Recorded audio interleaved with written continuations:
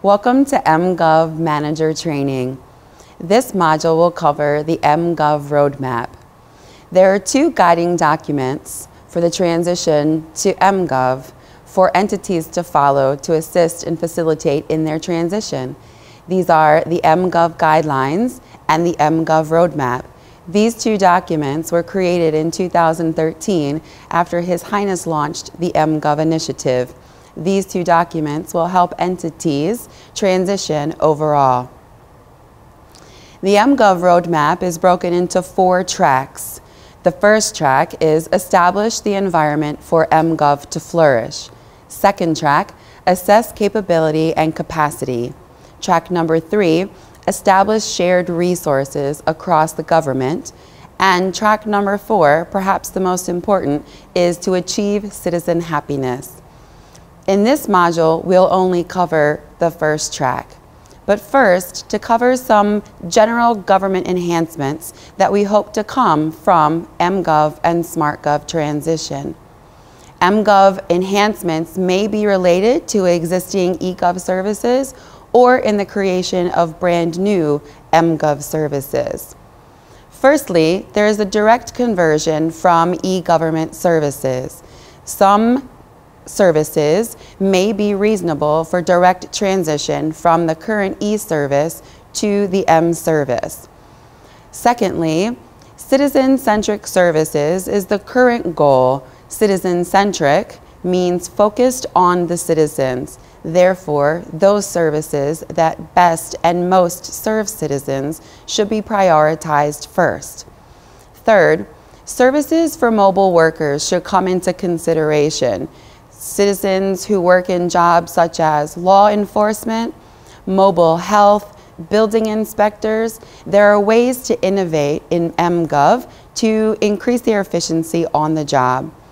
Also, flexible work should be considered.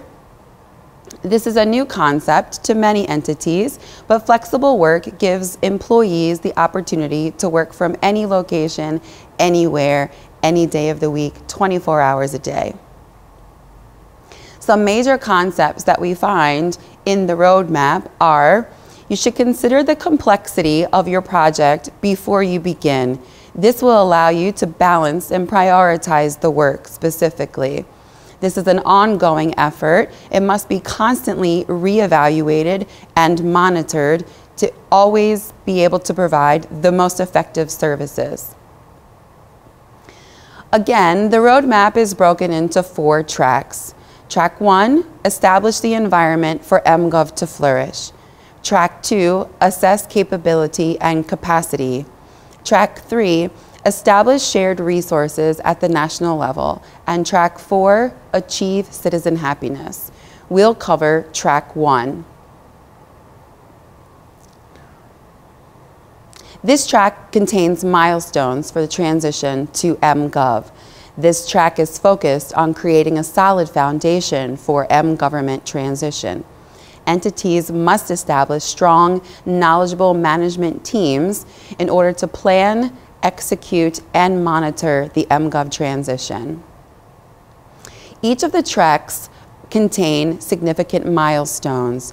In the first track, for establish the environment, these milestones include establishing the Program Management Office, or PMO, identifying stakeholders, the structure and the operations of entities, considering the mobile value chain, providing affordable public access, establishing the legal base, and capacity building.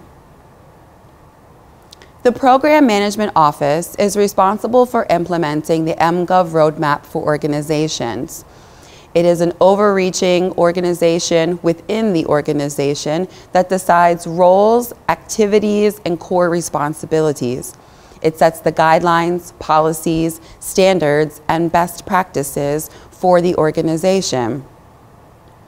The PMO enables collaboration and coordination between entities and internally as well. A strong PMO means you'll have a strong mGov implementation. It's important that entities establish a PMO so that everyone is doing the same work. If we establish a PMO and set policies, everyone does the same work. When identifying the stakeholders, it's important to ask who are the stakeholders for mGov. mGov stakeholders are residents, employees, citizens, visitors, businesses, and even internet service providers.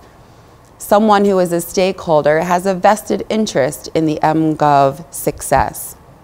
Strong stakeholder relationships contribute heavily to transformation success. If you don't have the support of your stakeholders, you will find that adoption of new services is very weak and your efforts will be fruitless.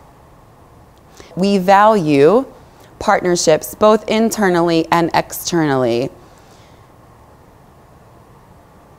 Understanding the structure of entities is extremely important to mGov's success.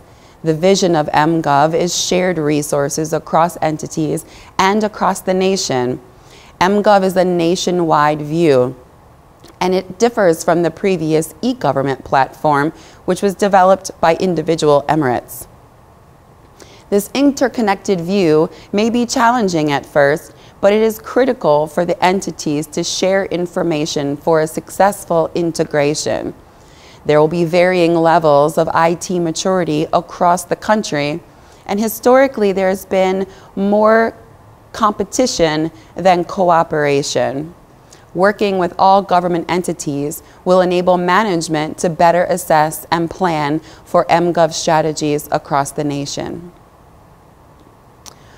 A mobile value chain is a business concept. When we consider each part of our mobile business plan as adding value every step of the way. A value chain is the process by which a company adds value to their services. A strong mobile sector is essential to support this countrywide initiative. This also introduces a healthy competition and fuels affordable and convenient services. The value chain is important for the overall final product that we produce. If there is a weak link in our value chain, it must be identified and removed. Currently, the legal base in UAE is not very strong to support the mGov transition.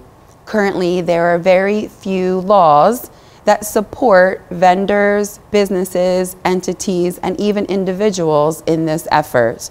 It's important that we work to strengthen the legislation around mobile and smart government services. Capacity building, which will also be discussed in the second track of the roadmap, is the ability for organization to grow, the ability to serve more customers. Policymakers must analyze current capability levels and take proactive steps to ensure a smooth transition. Questions like, what currently exists? What do we need? What are we missing? And where are the gaps?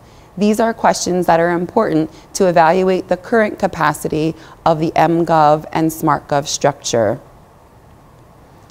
We'll raise awareness of mobile services, restructure business processes, and support education for new technology. These are all ways to build the current capacity of government entities. This ends the module on the mGov roadmap, part 1.